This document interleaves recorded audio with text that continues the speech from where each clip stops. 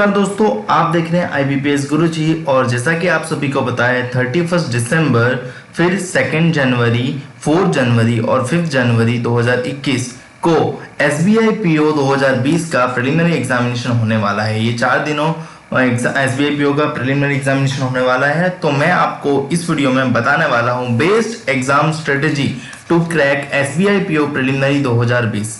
तो ये exam strategy बहुत ज़रूरी है आपको कोई भी एग्जाम क्रैक करने के लिए। अगर आप बैंक की कोई भी एग्जाम दे रहे हो तो आपके पास एक स्ट्रेटेजी होना बहुत ज़रूरी है। तो चलिए शुरू करते हैं। सबसे पहले एग्जाम पैटर्न के बारे में बात कर लेते हैं कि मतलब क्वांटिटेटिव एप्टीट्यूड होता है, उसमें 35 क्वेश्चन होते हैं। फिर इसके पर्टिकुलर 20 मिनट्स मिलते हैं, यानी ए सेक्शन के लिए आपको 20 मिनट का ही समय मिलेगा।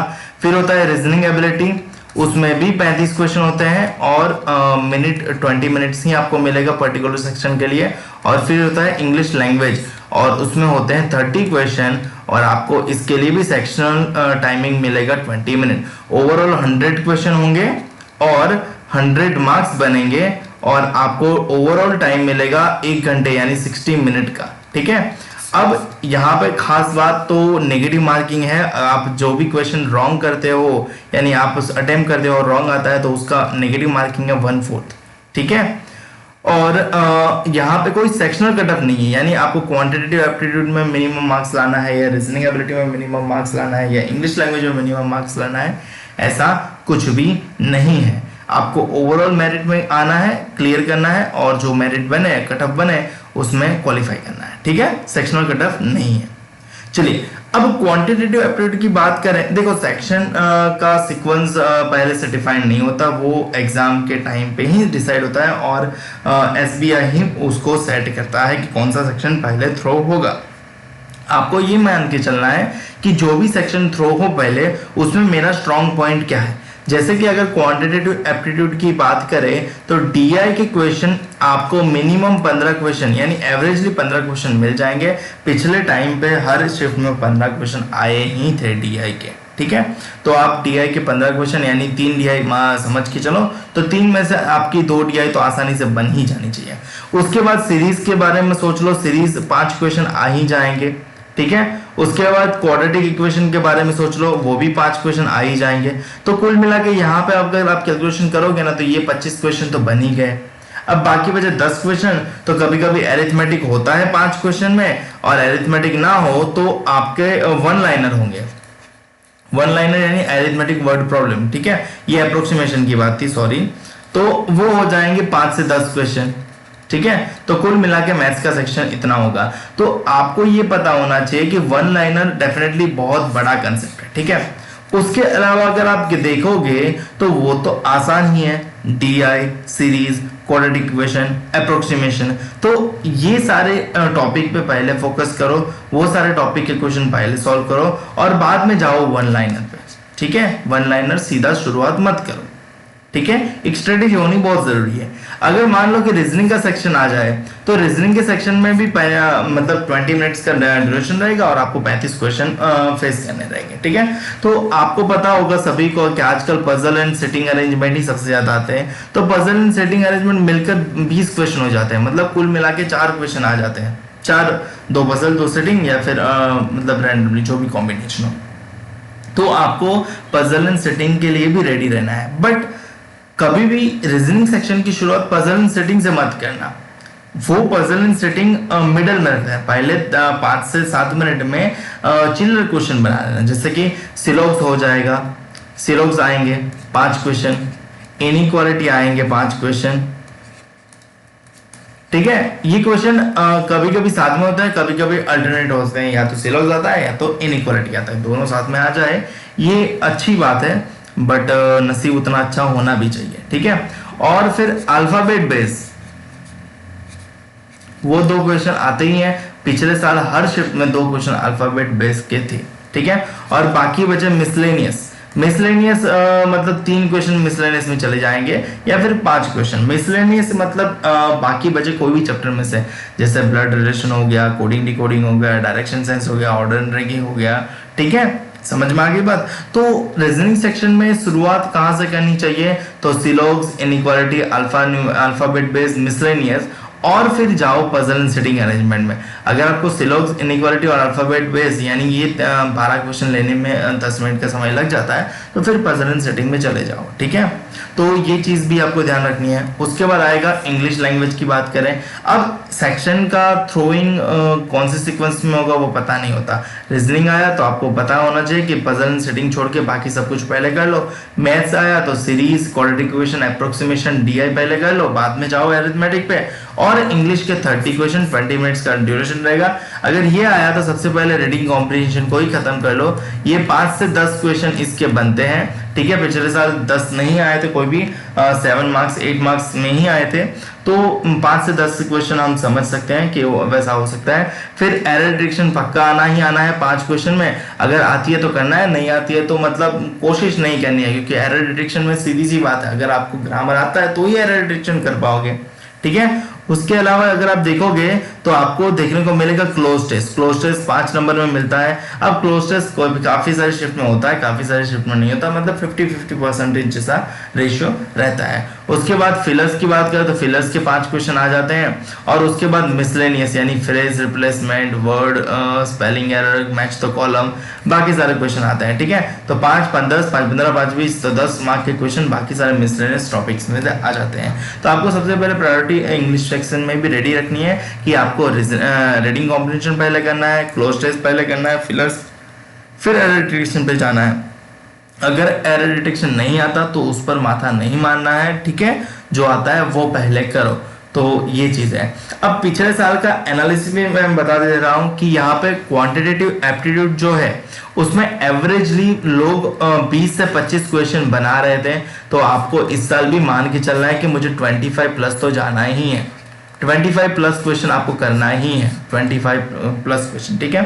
रीजनिंग एबिलिटी में पिछले साल 25 से 30 क्वेश्चन बन रहे थे, तो आपको इस साल ये टारगेट रखना है कि मेरे 30 प्लस क्वेश्चन बन ही जाए, ठीक है।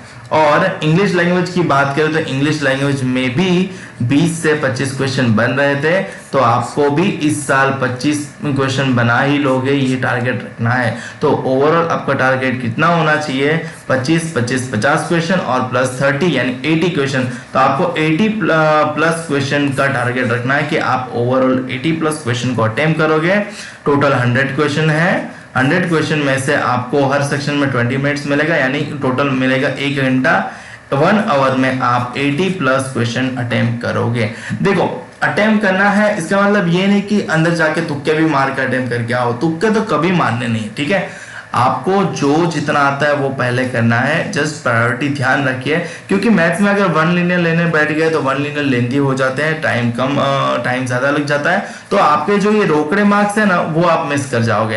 तो सबसे पहले रोकड़े मार्क्स ले लो, सीरीज के हैं, क्वाड्रेटिक इक्वेशन है, अप्रोक्सीमेशन है, डेटा इंटरप्रिटेशन है, उसके बाद जाओ 1 लाइनर में, ठीक है। वैसे ही रीजनिंग एबिलिटी में सबसे पहले सिलोग्स कर लो, इनइक्वालिटी कर लो, अल्फाबेट बेस कर लो, मिसलेनियस कर लो, और उसके बाद पजल में जाओ, क्योंकि पजल में क्या है, कभी कभी स्टक हो जाते हो तो पजल नहीं बनती है और आपका टाइम भी वेस्ट होता है और आपको मार्क्स भी नहीं मिलते। और उसी प्रकार इंग्लिश में जाओगे तो रीडिंग कॉम्प्रिहेंशन अंत में पढ़ने बैठोगे ना तो कोई फायदा नहीं है, क्योंकि उसमें दिक्कत होगी, ठीक है। तो स्टार्टिंग में ही कर लो, क्लोज टेस्ट है स्टार्टिंग में ही कर लो, फिलर्स स्टार्टिंग में ही कर लो, फिर देखो मिसलेनियस अच्छा लगता है तो वो करो, एरर डिटेक्शन अच्छा है तो वो करो, अल्टीमेटली आपकी चॉइस होगी, ठीक है। अब मैं पिछले साल का सेक्शन वाइज एग्जाम एनालिसिस दिखा देता हूं। जो मैंने बताया ना टॉपिक, आपको ऐसा लग रहा होगा कि ये टॉपिक ना आए तो मैं आपको बताता हूं कि पिछले साल क्या आया था। तो ये मैथ्स क्वांटिटेटिव एप्टीट्यूड की बात है। तो अगर पिछले साल अगर आप देखोगे ना तो डीआई डेटा इंटरप्रिटेशन है ना, जो हर शिफ्ट में देखो 15 मार्क्स की तो पूछ ही गई है, एक शिफ्ट को छोड़ के। ये तो हर शिफ्ट में 3 डीआई आए हैं, एक शिफ्ट को छोड़ के। तो डीआई इंपॉर्टेंट क्यों है वो आपको पता लगना चाहिए। अप्रोक्सीमेशन की बात करें तो सिर्फ 2 ही शिफ्ट में आया है, बाकी 3 शिफ्ट में नहीं आया है, तो वो 50-50% चांस है, नसीब है तो आ जाएगा, वरना आपका नसीब बहुत अच्छा है, आपको सीरीज मिलेगी। सीरीज हर सेक्शन हर शिफ्ट में 5 नंबर में आई है, एक शिफ्ट को छोड़ के, ठीक है। क्वाड्रेटिक इक्वेशन की बात करें तो हर शिफ्ट में 5 नंबर में देखने को मिला है, एक शिफ्ट को छोड़ के। तो देखो सीरीज है, क्वाड्रेटिक इक्वेशन है, डीआई है, ये पक्का आपको मिलने वाला है, तो आपको इसकी प्रैक्टिस सबसे ज्यादा करनी चाहिए और ये सबसे पहले सॉल्व करनी चाहिए, ठीक है। और उसके बाद एरिथमेटिक वर्ड प्रॉब्लम यानी वन लाइनर पे जाओ, वो एवरेजली 10 मार्क्स में हर शिफ्ट में आया है, तो आपको हर शिफ्ट में ये देखने को मिलेगा, ठीक है। तो एरिथमेटिक की प्रायोरिटी लास्ट होनी चाहिए। सबसे पहले डीआई खत्म, सीरीज खत्म करो, क्वाड्रेटिक इक्वेशन करो, अप्रोक्सीमेशन करो, डीआई करो और फिर जाओ एरिथमेटिक पे। और डेटा सफिशिएंसी एक ही शिफ्ट में आया था और वो 5 नंबर में आया था। मेरे ख्याल से आपको क्वांटिटेटिव एप्टीट्यूड का प्रीवियस ईयर का एग्जाम एनालिसिस पता चल गया होगा, ठीक है। उसी प्रकार से रीजनिंग एबिलिटी के देख लेते हैं। तो रीजनिंग एबिलिटी में पजल एंड सिटिंग अरेंजमेंट को देखें तो एवरेजली 20 नंबर्स में हर शिफ्ट में पाया गया है, तो ये काफी इंपॉर्टेंट है। उसी प्रकार सिलोक्स का देखें तो एवरेजली 5 नंबर में हर शिफ्ट में पाया गया है, एक शिफ्ट को छोड़ के। और इनइक्वालिटी की बात करें तो एवरेजली 5 नंबर्स पे पूछा गया है 2 शिफ्ट को छोड़ के। तो सिलोक्स और इनइक्वालिटी आना पक्का ही पक्का है, ठीक है। ब्लड रिलेशन 3 शिफ्ट में आया है, 3 शिफ्ट में नहीं आया और 3 नंबर में ही आया है, तो ये 50% चांसेस है। अल्फाबेट बेस को देखोगे तो हर शिफ्ट में 2 नंबर में आया, तो ये भी क्वेश्चन आपके रेडी होने चाहिए।